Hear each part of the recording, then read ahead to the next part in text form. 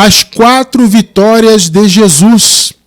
Nosso versículo inicial se encontra em Atos dos Apóstolos, capítulo 3, verso 21, nova versão internacional. É necessário que ele permaneça no céu, ele, Jesus, no caso aqui, né? Até que chegue o tempo em que Deus restaurará todas as coisas, como falou há muito tempo, por meio dos seus santos profetas. Glória a Deus, que palavra maravilhosa. Louvado seja Deus. Igreja gloriosa do Senhor, povo santo, amados do Pai, selados com o Santíssimo Espírito prometido por Deus, povo de propriedade exclusiva de Deus, igreja sem ruga, sem mácula, perfeitos em Cristo. Meus amados irmãos, hoje nós vamos falar a respeito da grandiosa obra que o Senhor Jesus fez, da restauração de todas as coisas que ele fez, como nós acabamos de ler aqui. Nós chamamos de 4 vitórias, porque são 4 pontos fundamentais da sua vitória, né? Porque na verdade é uma vitória só, mas podemos dizer que essa vitória teve subdivisões em 4 temas, 4 vitórias, né, importantes que o Senhor teve, que constituíam a vitória maior. Ou seja, a restauração de todas as coisas. É importante você entender isso aqui, né? Aqui em Atos 3:21 diz que era necessário que o Senhor permanecesse no céu.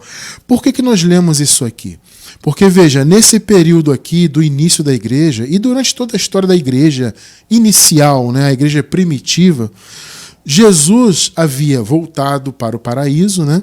Jesus então estava aguardando o momento do seu retorno. Então, ainda manifestado como Messias, ele voltou ao paraíso, né? Porque Jesus, na verdade, sabemos, ele era e é e será para sempre o próprio Deus Criador. Mas ele se manifestou como homem.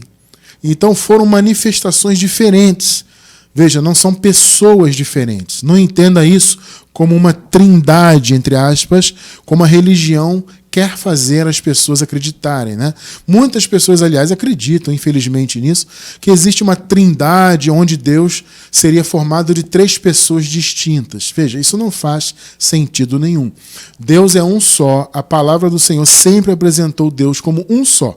Só que esse mesmo Deus, ele se manifestou de formas diferentes. Uma dessas manifestações foi como Yeshua, o homem judeu que nasceu para cumprir a lei e realizar justamente esse trabalho que vamos estudar hoje, essa restauração maravilhosa.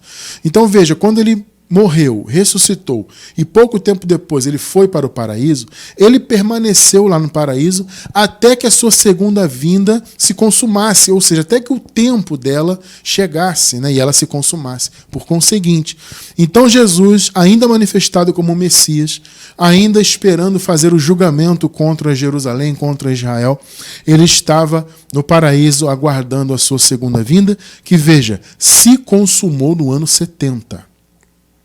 É bom você entender isso, tá? O sistema religioso sempre nos fez acreditar que a segunda vinda de Cristo ainda vai acontecer. Eu acreditava piamente nisso e tinha muito medo, inclusive. O apocalipse bíblico era um dos fatores que mais me faziam ter medo, né? Então, quando eu era criança, eu fui criado dentro do sistema religioso. Então eu sempre tive aquele medo de Jesus voltar. A qualquer momento eu acreditava, né, que Jesus explodiria nos céus e todos veriam aquela coisa extraordinária. E como eu estava no sistema religioso, eu me achava pecador. Mesmo sendo criança, eu tinha aquele pensamento, né? Porque havia toda aquela condenação, né? Aquele peso de condenação. Então, no meu pensamento, eu era um pecador. Então eu achava que, sendo pecador, Jesus ia voltar, eu não ia conseguir subir, né? Eu ia ficar, como eles diziam. Então era um fator de medo muito grande.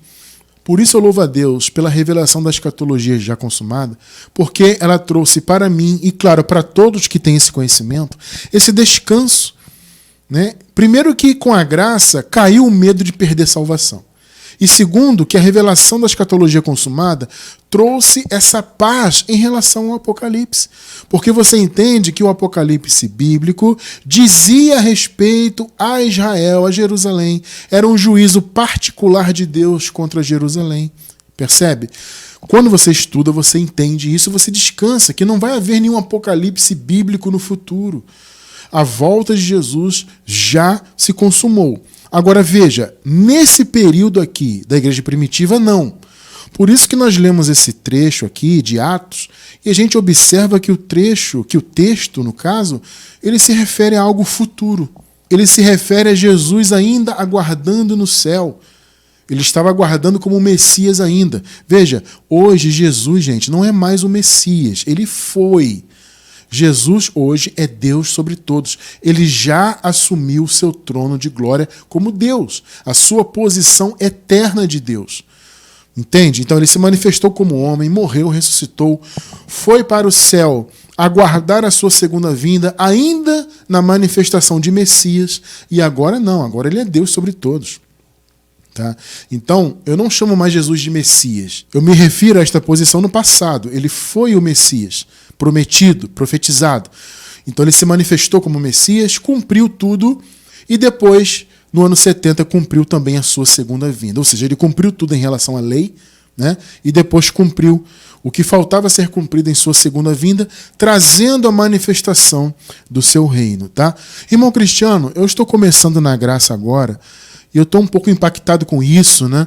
Eu não sabia dessa questão da segunda vinda e dessa questão da trindade. Como é que eu faço para entender isto de maneira mais profunda? Vou deixar na descrição do vídeo um estudo recente nosso a respeito dessa questão de trindade, tá? Das manifestações de Deus, e também o link da nossa playlist de escatologia consumada, para você entender que toda a escatologia bíblica já se cumpriu. Se você estudar isso sem preconceito algum do sistema, você vai entender porque você vai conferir biblicamente, inclusive também na história da humanidade. Existe comprovação tanto bíblica quanto na história da humanidade. Então vale muito a pena você estudar para você entender isso, tá? Então veja, nós já nascemos num período onde todas as coisas já foram restauradas. Toda a obra foi consumada. A igreja primitiva ainda aguardava a vinda do reino. A igreja primitiva já havia vivido a transição de antes da cruz para depois da cruz. A partir da cruz, o caminho da graça foi inaugurado. Então a igreja primitiva viveu o início das promessas, viveu o derramamento do Espírito Santo. Nós já nascemos com o Espírito Santo, porque já nascemos com essa promessa já consumada, já concedida. Mas a igreja primitiva não, teve uma outra experiência. Eles nasceram antes da cruz, sem o Espírito Santo. Então o Espírito começou a ser derramado ali. Então eles viveram aquela transição. Eu acredito que tenha sido, claro, uma experiência maravilhosa, mas foi algo diferente da nossa experiência. Agora, o que havia de ruim para a igreja primitiva, que nós não temos hoje, é a questão da morte. Vamos falar um pouquinho mais à frente sobre essa questão da morte, tá? É uma das vitórias de Jesus, Porque a igreja primitiva viveu a transição dos pactos de antes da cruz para depois da cruz, porém aqueles irmãos ainda estavam à mercê da morte até o ano 70. Vou falar disso mais profundamente mais adiante, tá? Então vocês viram aqui o texto? É necessário que ele permaneça no céu, ou seja, Jesus estava no céu ainda como Messias, até que chegue o tempo, e chegou no ano 70, em que Deus restaurará todas as coisas. Então isso já aconteceu, como falou há muito tempo por meio dos profetas. Ou seja, havia profecias, muitas profecias sobre a restauração de todas as coisas. Um dos profetas mais atuantes nessa área escatológica, por exemplo, foi o profeta Daniel, o profeta Isaías também, enfim. Então essas profecias se cumpriram todas e tudo foi restaurado. Então tudo começou, claro, com a manifestação de Jesus como homem, mas principalmente a partir da sua morte e consequente ressurreição. Porque com a sua morte e ressurreição, Jesus começou primeiro restaurando a relação do povo de Deus com o seu Criador. Houve o que o apóstolo Paulo chama de reconciliação. Então o Senhor Jesus reconciliou consigo os seus eleitos, os seus escolhidos. Houve a restauração dessa relação que havia se perdido lá no início. Quando o primeiro homem criado pecou, houve a separação, houve o divórcio de Deus com a sua criação. Tanto que Deus, que antes via a criação como algo bom, a palavra diz em Gênesis que Deus criava as coisas e à medida que ele ia criando, Deus dizia, é bom isso aqui. O texto diz assim, E viu Deus que era bom. E criou isso, aquilo outro, e viu Deus que era bom. Então a criação era algo muito bom para Deus, era algo que trazia satisfação para o Senhor. Mas o pecado do primeiro homem, juntamente com a mulher, mas o homem é que foi o culpado, porque ele, o primeiro homem, que recebeu a incumbência de não pecar, de vigiar, etc. Por isso que a culpa é dele, não da mulher. Tá? Paulo diz que por meio de um homem, o pecado entrou no mundo e, consequentemente, a morte. Então, quando houve essa entrada do pecado no mundo, houve esse divórcio com Deus. Ou seja, Deus se separou da sua criação. E a criação que antes era vista como boa, passou a ser vista como amaldiçoada. Deus disse para Adão: maldita é a terra por tua causa. Então, quando Jesus morreu e ressuscitou, e ele concluiu toda a sua obra no ano 70, a criação foi, por assim dizer, trazida de volta para o seu Criador. A relação direta do seu povo com Deus foi construída ou reconstruída por meio da morte e da ressurreição de Jesus. Então, o Senhor Jesus, ao morrer e ressuscitar, ele reabriu as portas do paraíso. E do ano 70, essas portas se abriram para sempre para os eleitos de Deus. É aquela frase que Jesus disse, né? Vinde, benditos de meu Pai. Por quê? Porque os portais do paraíso estavam abertos. O caminho do paraíso foi aberto. Por quê? Porque o povo de Deus foi reconciliado. E tudo isso aconteceu por causa desta vitória de Jesus, que hoje vamos dividir em 4 pontos e tratar particularmente de cada um desses pontos, tá? Por isso que chamamos das 4 vitórias de Jesus. Então tudo começou, claro, quando ele morreu e ressuscitou, e tudo se consumou na sua segunda vinda, tá? Então, amados, vamos observar, vamos ter um panorama da obra de Jesus, falando desses 4 pontos principais e fundamentais da sua obra, onde, através dessas 4 vitórias, o Senhor conseguiu restaurar todas as coisas, tá? E, de fato, gente, tudo foi restaurado. Veja, algumas pessoas têm dificuldade de entender isso, porque elas pensam em uma restauração cósmica, tá? Porque o pensamento das pessoas no sistema religioso é o seguinte: essa terra aqui atual vai, sei lá, explodir, vai queimar tudo, e uma nova terra no futuro vai tomar conta. Existe um segmento que pensa isso, né? Existe outro segmento que não, que diz que essa terra vai ser destruída, uma nova terra vai ser criada no sentido cósmico, tá? Olha, de fato houve a criação de uma nova terra. Novos céus e nova terra foram criados. Mas isso não é no sentido cósmico, tá? Não é que essa terra vai queimar totalmente, explodir, sei lá o quê, e uma nova terra vai revesti-la. Ou, no caso, essa terra vai acabar de vez e uma outra vai ser posta no lugar, no sentido físico, no sentido cósmico. Não, não é isso, abençoados. Novos céus e nova terra tem um sentido espiritual, tem um sentido de conquista espiritual, de restauração espiritual que Jesus trouxe. É bom você entender isso, tá?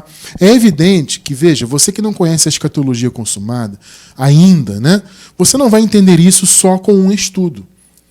Você precisa se aprofundar. Por isso que eu estou deixando na descrição do vídeo, na gravação no YouTube, o link da playlist de escatologia consumada.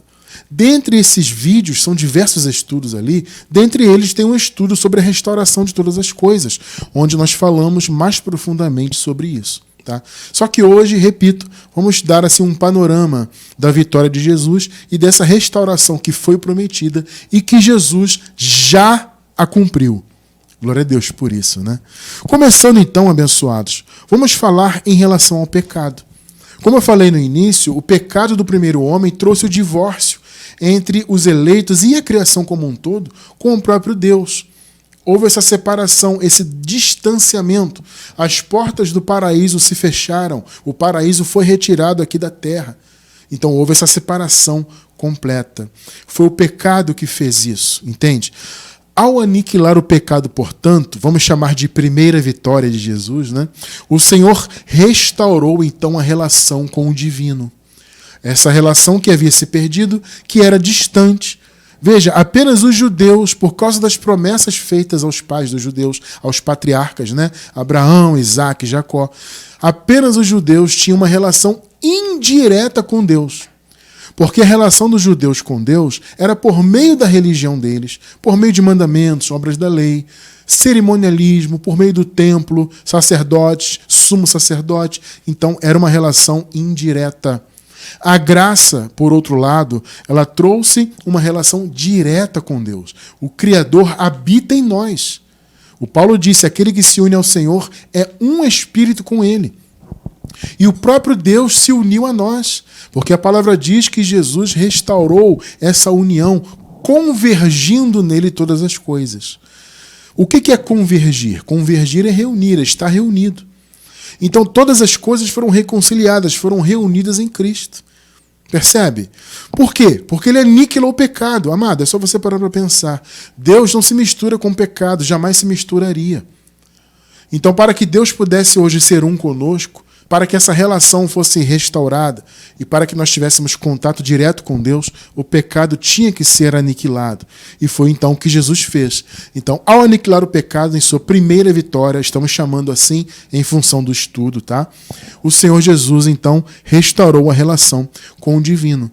Veja só a promessa relativa ao pecado que nós encontramos em João, livro de João, capítulo 1. Vamos ler dos versículos 26 ao 29. Respondeu João, eu batizo com água, mas entre vocês está alguém que vocês não conhecem. Eles ainda não conheciam Jesus. 27. Ele é aquele que vem depois de mim, ou seja, era o Messias prometido, cujas correias das sandálias não sou digno nem de desamarrar. Olha só. 28. Tudo isso aconteceu em Betânia, do outro lado do Jordão, onde João estava batizando. 29. No dia seguinte, João viu Jesus aproximando-se e disse, vejam, é o Cordeiro de Deus, olha só, que tira o pecado do mundo. Tira. Amado, mais claro do que isso é impossível. Tira, retirar, eliminar o pecado do mundo. Irmão cristiano, Jesus já fez isso? Sim, ele já fez isso. Mas, irmão cristiano, como é possível? Eu olho para o mundo e vejo pecados, vejo obras más, vejo as pessoas fazendo isso e aquilo, obras da carne. Veja, amado, tirar o pecado do mundo é sinônimo de tirar a condenação. Porque o pecado trazia condenação e a consequente separação com Deus. Então, tirar o pecado do mundo era tirar o peso do pecado, a separação de Deus, a condenação que o pecado trazia. Agora é importante você entender que mundo é esse. Isso é fundamental. Porque há essa confusão, né? Irmão cristiano, como assim pecado do mundo? Ele tirou o pecado da terra ou ele tirou o pecado de todas as pessoas? Que mundo é esse? Veja, mundo aqui vem da palavra cosmos. A palavra cosmos é utilizada para se referir à criação, ao céu, às estrelas, né? Então, o conjunto de estrelas, quando você olha para o céu e você vê o universo, é o cosmos, ou seja, é a reunião das estrelas, dos luminares que há nos céus. Aliás, é mais comumente usada a palavra cosmos para se referir a isso. Mas, na verdade, ela significa o conjunto de qualquer coisa. O cosmos de qualquer coisa.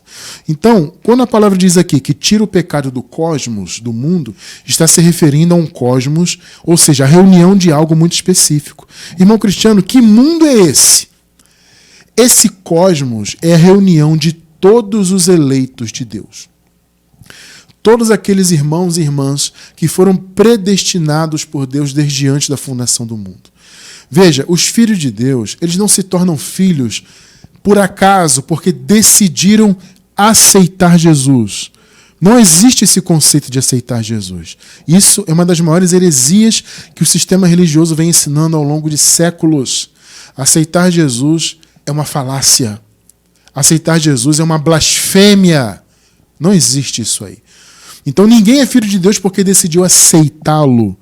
Jesus não é um pedaço de bolo, não é um pouquinho de café com leite, que você aceita ou não. Quer um bolinho aqui? Ah, não quero não. Toma um cafezinho? Não, hoje eu não quero beber café. Não! Jesus é o soberano criador. Ele é o oleiro, ele que criou os vasos. vasos para honra e para desonra. Percebem? Então não tem essa história de que a pessoa aceitou Jesus, ela decidiu ser filha de Deus. Não. Os filhos de Deus já nasceram filhos de Deus nessa vida. E eles receberam então o Senhor porque antes de receberem já eram filhos no seu interior. Então, quando a palavra diz que o Senhor tirou o pecado do mundo, está dizendo o seguinte: ele tirou a condenação dos eleitos, dos filhos do Senhor. Veja, esse pensamento está bem detalhado em um estudo que eu também vou deixar na descrição do vídeo. O estudo é o seguinte: qual mundo Deus amou? Gente, estudo maravilhoso. Assista. Qual mundo Deus amou? Porque a palavra diz que o Senhor amou o mundo, né? Deus amou o mundo, o cosmos. Aí João disse aqui, ele tira o pecado do mundo, do cosmos. Que mundo é esse? Que cosmos é esse? Que cosmos é esse que Deus amou? Nesse estudo, isso está detalhado. Mas veja, eu vou dar uma palhinha, como eu costumo dizer, né? Esse mundo são os filhos de Deus, o povo de Deus. Mateus 1:21, olha só o que diz aqui. Ela, no caso a mãe de Jesus, Maria, dará à luz um filho. E você deverá dar-lhe o nome de Jesus. Yeshua, né? O nome no original. Porque ele salvará, já salvou, mas aqui eles estavam antes, né, da consumação. Ele salvará o seu povo dos seus pecados. Conseguiu perceber a especificidade aqui? Ele salvará qualquer um que quiser aceitá-lo? Não é isso que o texto diz. Ele salvará o seu povo. Então havia um cosmos específico. Perceberam? Havia um mundo específico a ser salvo. Era o povo. Aí você vai dizer, mas irmão Cristiano, o povo do Senhor eram os judeus. Segundo a carne, sim. Mas o pacto da graça não é um pacto de carne, é um pacto de espírito. E nós sabemos, pela revelação do Evangelho, que na verdade o povo de Deus não era aquele povo escolhido segundo a carne, segundo a consanguinidade com Abraão. Não. O verdadeiro povo de Deus foram aqueles escolhidos em espírito, independentemente de serem judeus ou não. Então, quando o texto aqui diz o seu povo, se você olhar apenas segundo a carne, claro que eram apenas os judeus. Só que os nossos olhos não têm que estar na carne, a ninguém conhecemos segundo a carne. Né? Não é o que Paulo disse em 2 de Coríntios? Então, seus olhos não têm que estar na carne. Então, esse povo aqui, esse cosmos, dos quais o pecado foi tirado, era o povo de Deus, mas os escolhidos em espírito antes da criação de todas as coisas. Tá? Assista esse estudo. Qual mundo Deus amou? Estudo maravilhoso. Tá? Então veja, a vitória de Jesus sobre o pecado foi fundamental para restaurar essa relação com Deus, para que o povo pudesse ter uma relação direta com seu Criador novamente, para que o Criador pudesse habitar em seu povo. Porque, na verdade, amados, o verdadeiro templo de Deus somos nós. Entende? E Deus, claro, queria morar no seu verdadeiro templo. Não aquele templo de Jerusalém. Não os templos construídos hoje por mãos humanas. Essas construções, esses prédios das chamadas igrejas, essas coisas não são templos. De verdade, não. Entende? Porque o verdadeiro templo somos nós, a igreja. Então essa história de que o templo batista, o templo católico, o templo da Assembleia, o templo da Igreja Universal, na verdade não é templo, aquilo são construções feitas por homens. Deus não tem compromisso nenhum com aquilo ali. Vocês estão entendendo o ponto? Deus não tem nada com aquilo ali. Deus sempre quis habitar no seu verdadeiro templo, que era o seu povo. Mas para isto, o pecado, claro, tinha que ser aniquilado. Como eu falei agora há pouco, Deus não habitaria no seu povo se o seu povo estivesse contaminado pelo pecado do primeiro homem e, claro, por seus próprios pecados. Por isso que João disse, aquele que vocês estão vendo é o Cordeiro de Deus. Ele vai derramar o verdadeiro sangue que tem que ser derramado. Ele vai tirar o pecado do mundo, ou seja, do cosmos. Que cosmos? Os eleitos de Deus. Ele salvará o seu povo dos seus pecados. Entenderam? Então a primeira vitória de Jesus, claro, foi contra o pecado. Irmão Cristiano, qual foi o meio então para isso? Tudo bem, Jesus morreu, mas o que estava por trás disso?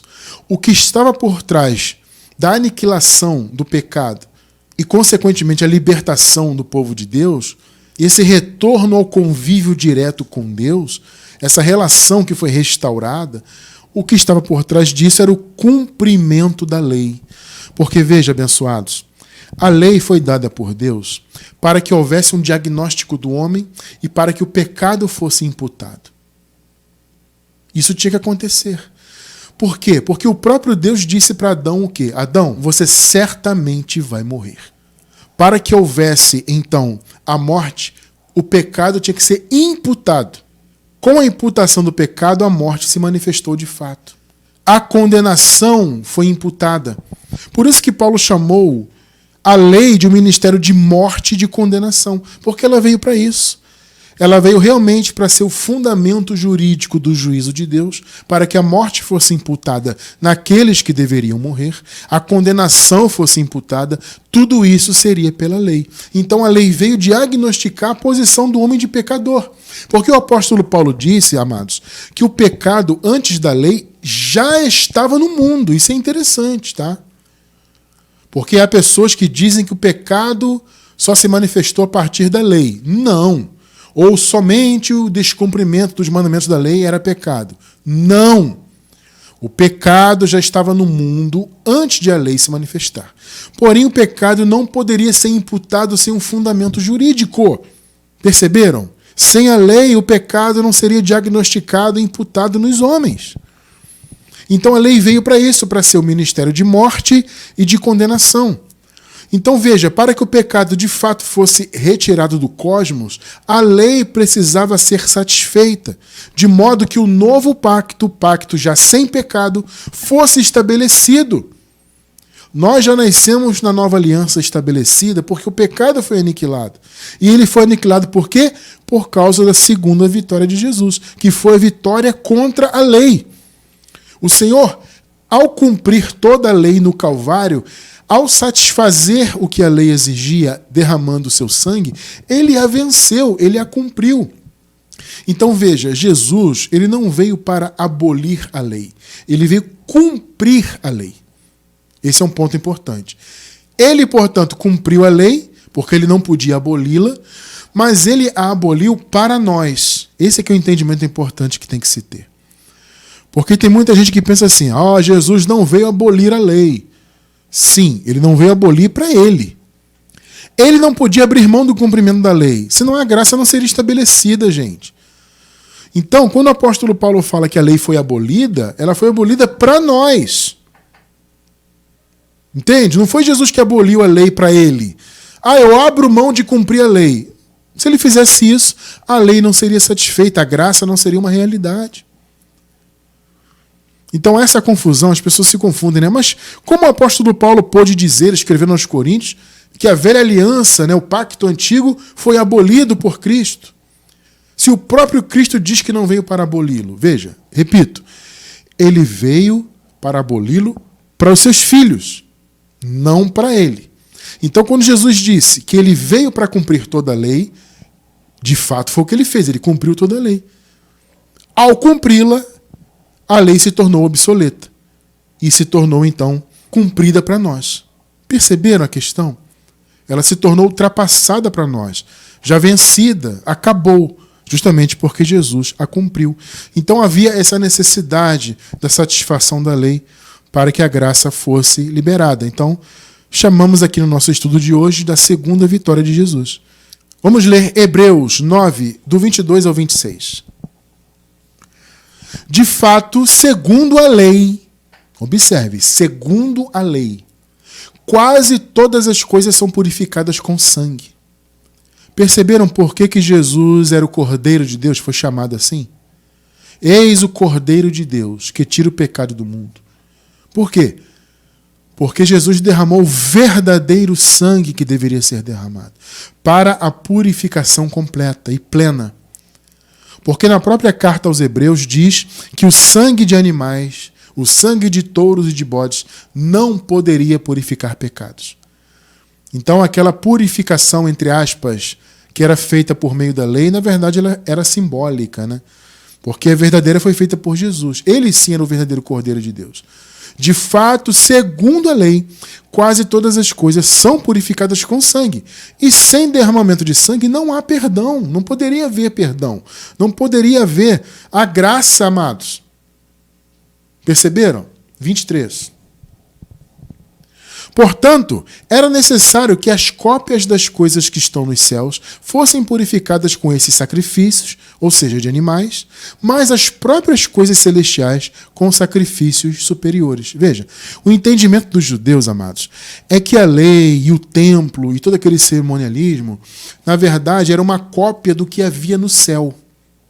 Esse era o entendimento dos judeus. Então, o templo e todo aquele cerimonialismo era uma imitação, por assim dizer, do que existia de fato no céu.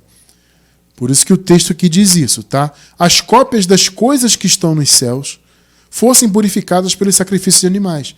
Porque eram cópias. Vocês estão entendendo? Não era a realidade. O templo de Jerusalém não era o verdadeiro. Vocês estão entendendo? Então era feito um sacrifício simbólico com sangue de animais. Aí o texto diz, mas as próprias coisas celestiais, ou seja, o verdadeiro templo, com sacrifícios superiores. Qual era o sacrifício superior ao da lei, que era por animais? O de Cristo, o Cordeiro de Deus. Perceberam? Ou seja, as coisas celestiais, o verdadeiro templo, deveria ser purificado por um sacrifício superior ao da lei. Então, somente o sacrifício do Cordeiro de Deus purificaria de fato e liberaria a graça, estabeleceria o novo pacto. 24. Pois Cristo não entrou em santuário feito por homens, uma simples representação do verdadeiro. Ou seja, Cristo não entrou no Santo dos Santos, no santuário, aquele construído lá pelos judeus.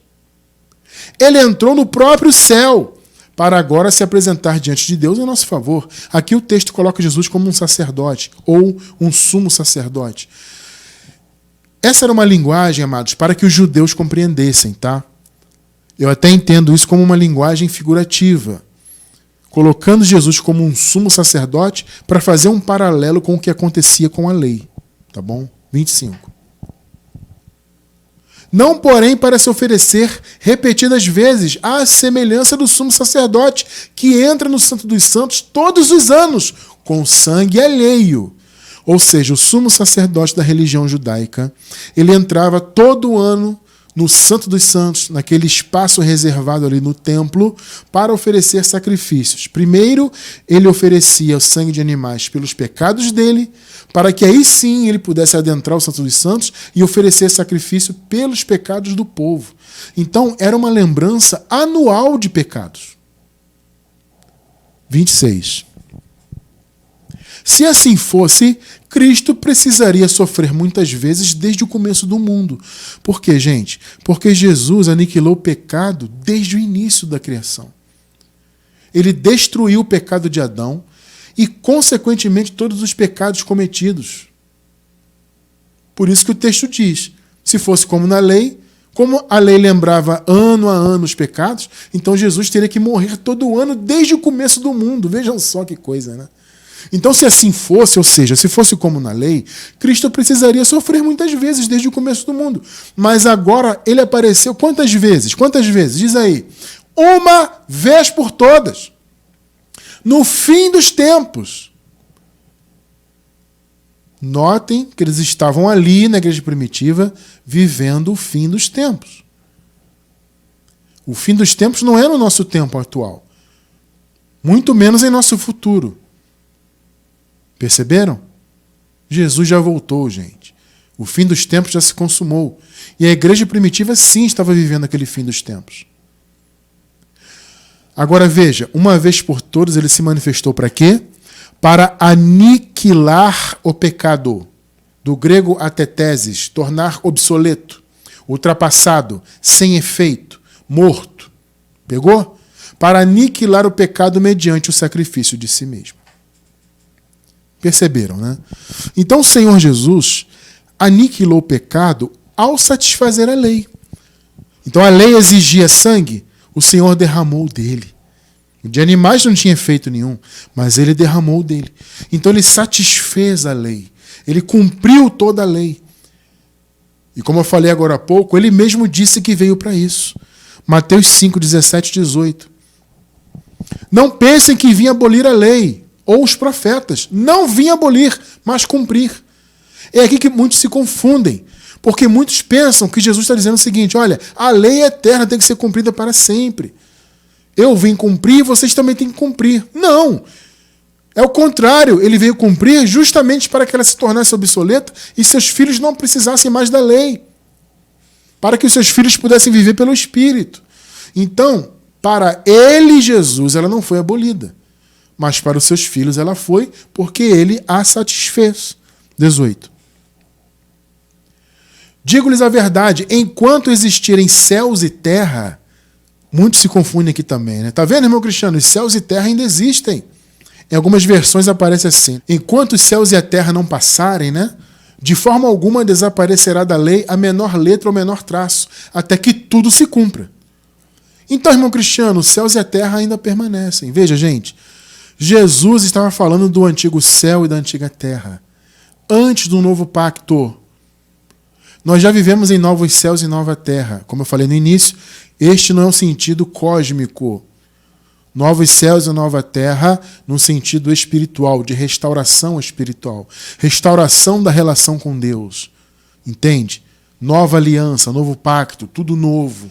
Então, quando Jesus fala, enquanto existirem céus e terra, ele está falando do céu antigo e da terra antiga.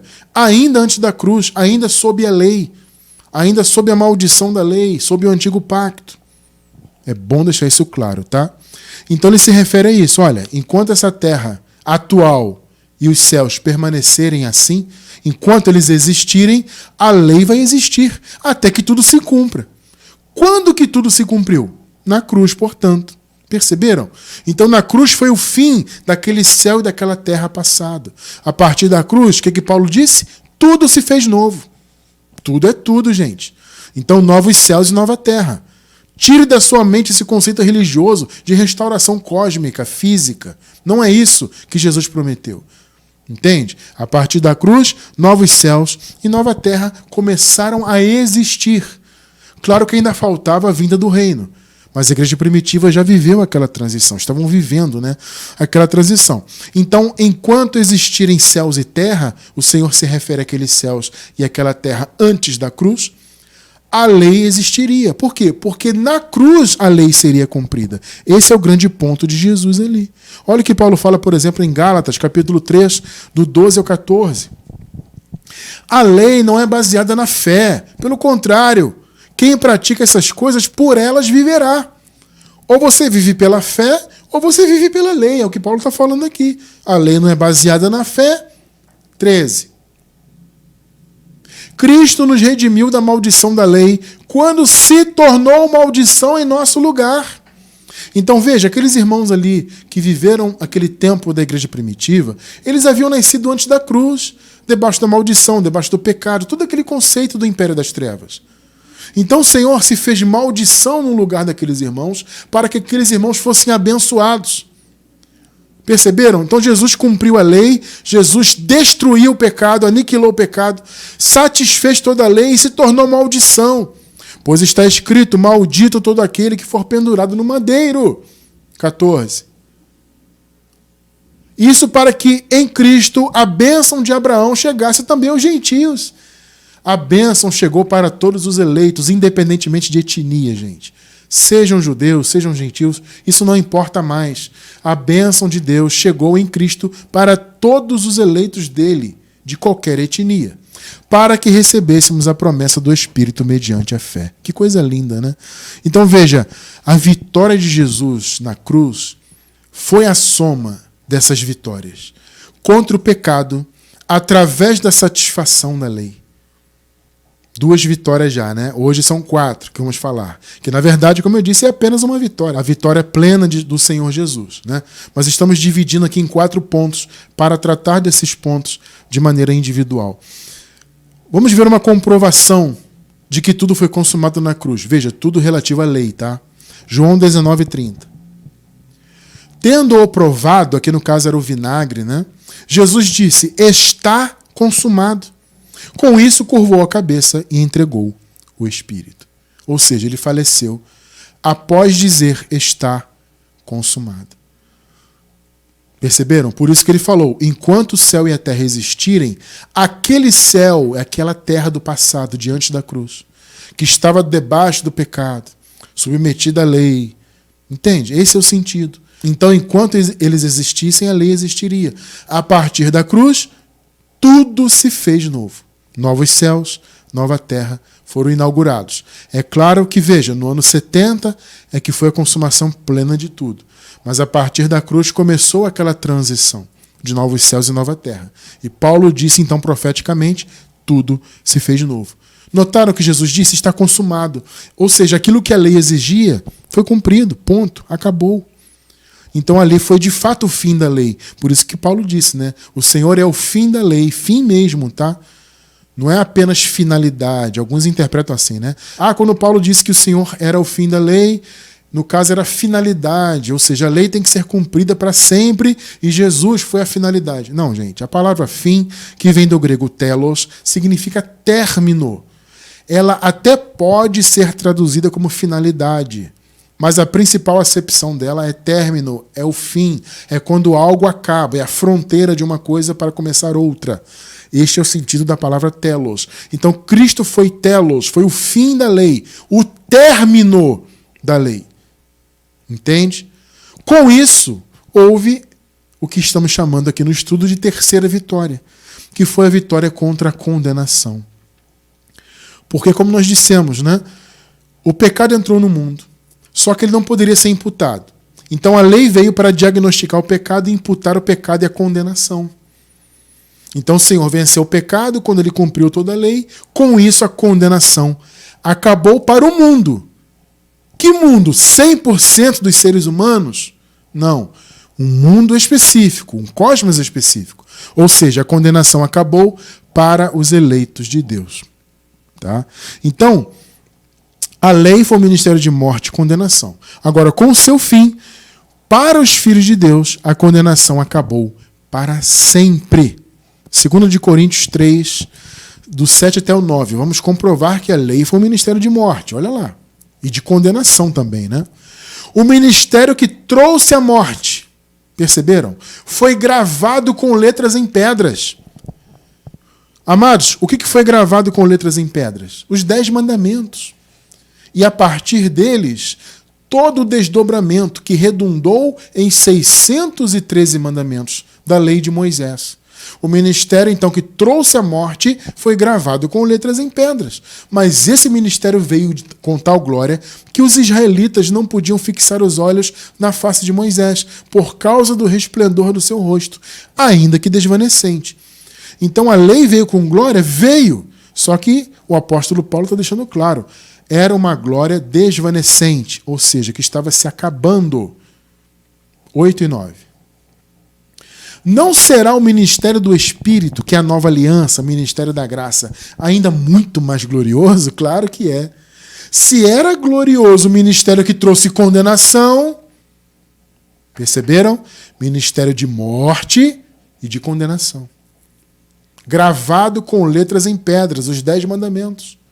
Se era glorioso o ministério que trouxe condenação, quanto mais glorioso será e é o ministério que produz justiça. É o ministério da graça. Maravilha, né? Ou seja, já nascemos sob o manto da justiça de Deus eterna, sem condenação. E Paulo disse isso, Romanos 8:1. Portanto, agora, note o agora. Em que tempo eles estavam ali já? Depois da cruz. Estavam antes do ano 70? Antes da segunda vinda? Sim, mas já estavam depois da cruz. Então Paulo disse, agora já não há condenação para os que estão em Cristo Jesus. Então o Senhor aniquilou o pecado quando ele cumpriu toda a lei. Cumprindo, satisfazendo a lei, ele liberou a graça, o perdão eterno e acabou com a condenação. Jesus fez uma obra completa, meu irmão, minha irmã. O sistema religioso nega isso. Diz que você tem que pagar o preço, que você tem que lutar, você tem que fazer a sua parte. Olha, isso é uma das coisas mais absurdas. Mas eu me lembro muito bem disso. Quando eu estava no sistema, principalmente no sistema pentecostal, eles falavam muito essa questão de cumprir a sua parte. Olha, Jesus fez a parte dele, hein, mas você tem que fazer a sua. Que blasfêmia imunda, né? Que raciocínio maligno. E nós pensávamos assim também, eu particularmente pensava. Porque eu achava que eu tinha que fazer a minha parte. Inclusive, eu participei de um sistema que o líder dizia que a sua parte era principalmente dar o dízimo. Eu vi o líder falar isso várias vezes. Olha, Jesus fez a parte dele, você tem que fazer a tua. Pelo menos 50% da sua salvação é o dízimo. Ninguém me contou, eu ouvi com esses ouvidos aqui. Ó. Entende? E é isso que o sistema prega. Você tem que fazer a sua parte. Olha, você sabe que Jesus morreu, ressuscitou, maravilha. Mas você tem que aceitá-lo, tem que fazer campanha, tem que ser fiel dizimista, tem que seguir nossas ordenanças, jejuar, subir um monte, comer santa ceia, batizar nas águas, etc, etc, etc. E as pessoas ficam baratinadas com isso aí, tentando fazer a parte delas. É absurdo total, porque Jesus já venceu tudo. Ele já venceu o pecado, já cumpriu a lei. É um absurdo alguém viver hoje submetido a mandamentos da lei, ainda que estejam disfarçados de mandamentos da graça. Porque o que mais tem no meio do sistema religioso é isso. São obras da lei que receberam uma nova roupagem, vamos chamar assim, receberam um facelift, né? E aí parece que é algo da graça. Oh, maravilha, aqui é obra da graça. Não tem isso. Mas as pessoas vivem obras da lei como se estivessem na graça. Por isso elas vivem com essa maldição na mente delas. Os que são das obras da lei estão debaixo de maldição. A mente de quem está no sistema é uma mente amaldiçoada, infelizmente. Porque a mente deles está cheia dessas mentiras. Tem que pagar o preço, tem que aceitar Jesus, tem que cumprir isso e aquilo, senão você vai perder a salvação, senão isso, senão aquilo. E as pessoas vivem naquele medo, sem saberem que Jesus já venceu. O pecado venceu a lei, venceu a condenação consequentemente. E a quarta vitória de hoje, que estamos tratando. Com o fim da condenação, o Senhor venceu a morte. E a partir da segunda vinda, inclusive, a morte não domina mais os filhos de Deus. Jesus foi o primeiro a vencer a morte, ele venceu primeiro para ele mesmo, né? Ele foi o primeiro da ressurreição definitiva. Definitiva. Houve ressurreições antes, como a de Lázaro, mas não foi uma ressurreição definitiva. Foi um milagre que Jesus fez. Foram exceções. Mas da ressurreição definitiva, Jesus foi o primeiro a vencer a morte. Só que a morte ainda permaneceu em vigor durante toda a história da igreja primitiva até o ano 70. Porque foi no ano 70, na vinda do reino, que a morte foi totalmente destruída, não só para Jesus, mas também para todos os eleitos de Deus. Aí você vai se perguntar, mas irmão Cristiano, como assim? As pessoas morrem hoje, inclusive quem é eleito de Deus. Não, gente, o Filho de Deus não morre. Entenda isso. Porque morte na Bíblia não é o fim da carne. Morte na Bíblia não é o pó voltar para o pó. Isso é uma coisa natural. O pó biológico, ele volta para o pó. O pó é o lugar dele. Morte na Bíblia era a destruição da vida da pessoa, a alma. A alma ia para a não existência, o chamado lugar dos mortos, em grego Hades, no hebraico Sheol. Nós chamamos de não existência por quê? Porque a alma deixava de existir aqui. Então a vida que a pessoa tinha aqui não existia mais aqui. Ia para essa sepultura etérea, um lugar dos mortos. E a alma então ficava na não existência, no esquecimento. Esta era a verdadeira morte. E houve então, no ano 70, a segunda morte para quem não era da salvação. Porque veja, essa primeira morte, a prisão da alma no Hades, ainda era uma morte transitória. Porque a ressurreição ainda aconteceria, né? Então, no ano 70, as almas ressuscitaram.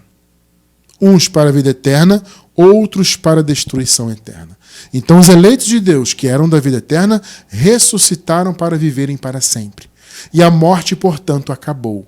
Morte biológica é uma morte natural. Faz parte da natureza. É o pó voltar para o pó. O que não poderia acontecer, mas acontecia, era a morte da vida verdadeira do Filho de Deus. Essa morte acabou. Ou seja, o nosso pó, ele volta para o pó, só que nós seguimos vivos. O Senhor já conquistou isso, meus amados.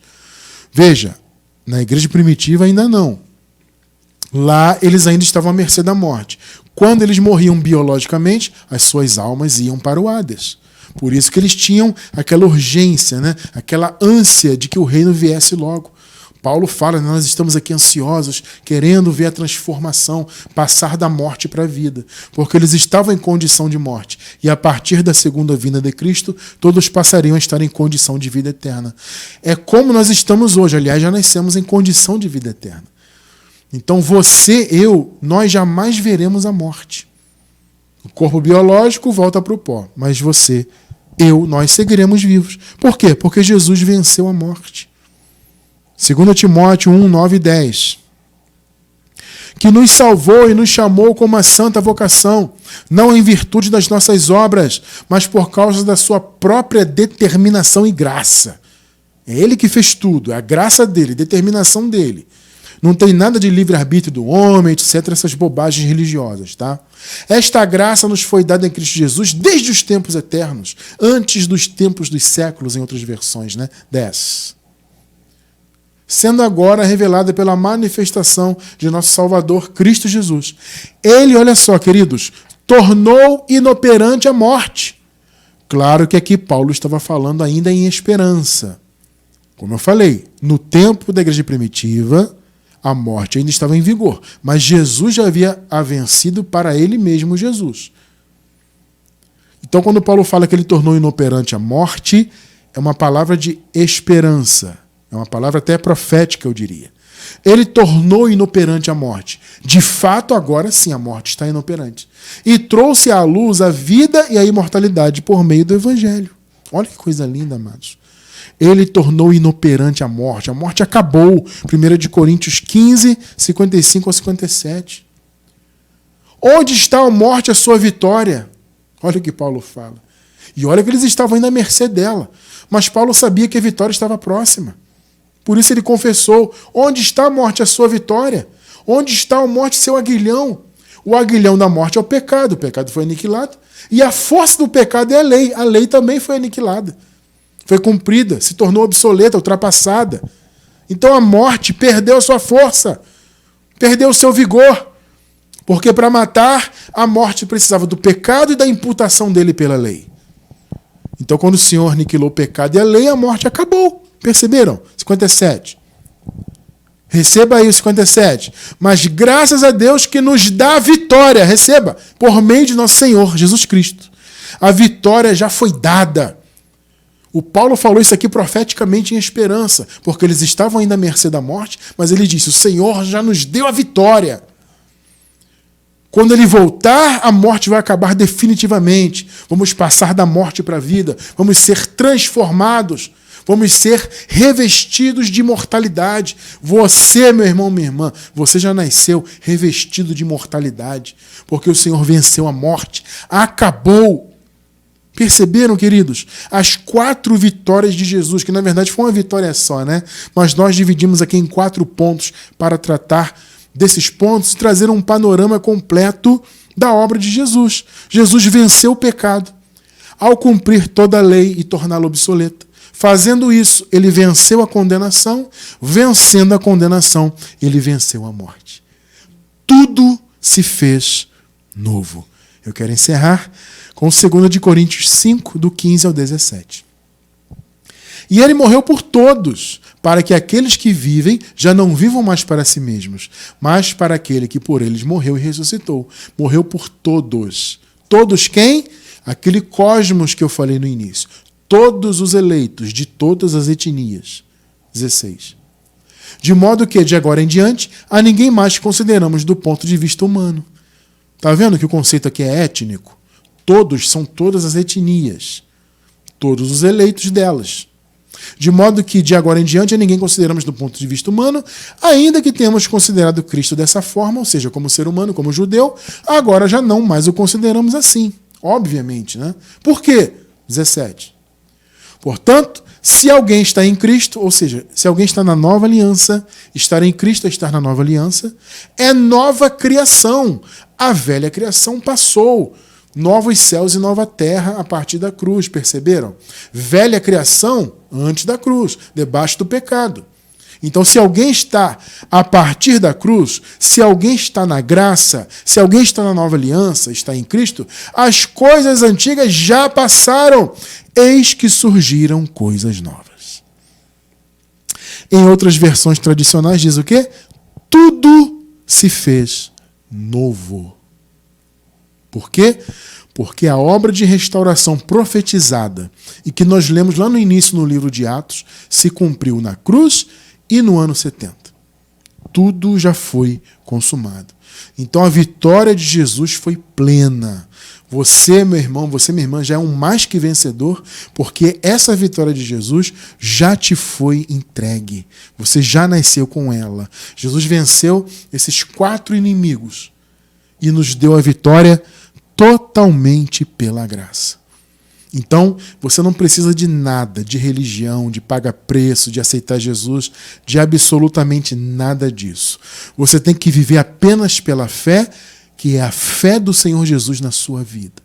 Viva por essa fé, cumpra a verdadeira obra de Deus, que é fazer o bem, que nós sejamos a luz do mundo, o sal da terra, para a glória de Deus. Ou seja, não temos que viver mais como religiosos, como vivíamos antes de conhecermos a graça, porque nós não sabíamos que Jesus já havia vencido tudo. Nós achávamos que a vitória era parcial ou sequer tinha acontecido ainda.